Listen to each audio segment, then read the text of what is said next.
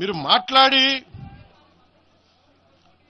ఈరోజు మాట్లాడుతూ ఉన్నారు, బెదిరిస్తున్నారు. ఒకటే చెప్తా ఉన్నా, ఇక్కడున్న నాయకులందరూ కూడా మరి శంకర్ గౌడ్ గారి దగ్గర నుంచి ఇక్కడున్న నాయకులు పేరున సంపత్ నాయక్ కానీ, సాగర్ గారు కానీ, వీళ్ళందరూ కూడా మీరు బెదిరిస్తా ఉంటే మేము భయపడి సారు మీ కాల్ముక్తా సారు, మీ బాన్సన్ సారు అన్నంత భయాలు ఉన్నాం. మేము వాళ్ళమే కాదు.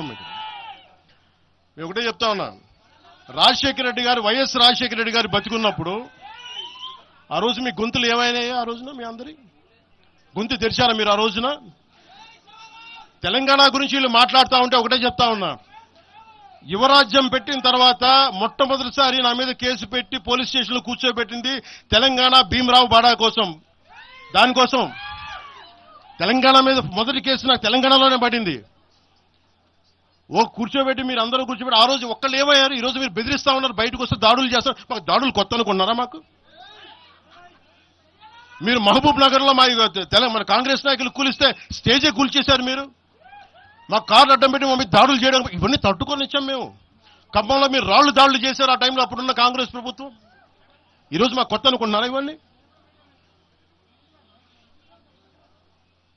మీరు చేసే ఈ తాటాకు చప్పుళ్ళకి బెదిరేది కాదు జనసేన, గుర్తుపెట్టుకోండి. ఏదైనా మాట్లాడితే తెలంగాణ ప్రభుత్వం అధినేతలు కూడా చెప్తా ఉన్నాను, మీ ఇళ్లలోకి వచ్చి దూరిపోయి ప్రైవేట్ ఆస్తుల్లోకి వచ్చి నిజంగా ఒక తప్పు జరిగే ఉంటే, నేను ఈరోజు మళ్ళీ చెప్తున్నాను, రీఐటరేటింగ్, యు సీజ్ ద ప్రాపర్టీ. సంతోషంగా చెప్తున్నా, అక్కడ ఉన్నది నాకు గోశాల ఉంది. అక్కడ ఒక 60-70 గోవులు ఉంటాయి. అక్కడ వాటి గడ్డి కోసం ఉంటుంది. మీరు తెలంగాణ ప్రభుత్వానికి చెప్తున్నాను, ప్రైవేట్ స్థలాల్లోకి వస్తే it is a criminal trespass, criminal defamation, mischief with mala fide intention, propagating misinformation for causing unrest and regional differences. ఇన్ని కేసులు అట్రాక్ట్ అవుతాయి. ఇవన్నీ మీరు ఒక్కసారి కూర్చొని మీరు మమ్మల్ని భయపెట్టాలని చూస్తే వాటికి భయపడే వాళ్ళం కాదు.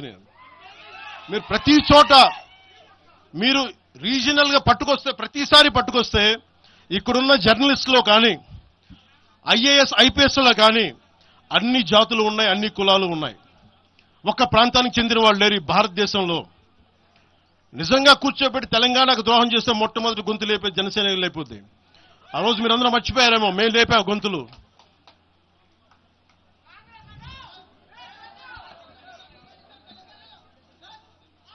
కాంగ్రెస్ హటావ్ దేశ్ బచావ్ అని అంటానికి ఈ రోజు ఇందాక మీరు చెప్పినానికి చెప్తున్నా, కాంగ్రెస్ నాయకులు మాట్లాడుతున్నారు కొంతమంది, అందరం చెప్పట్లా.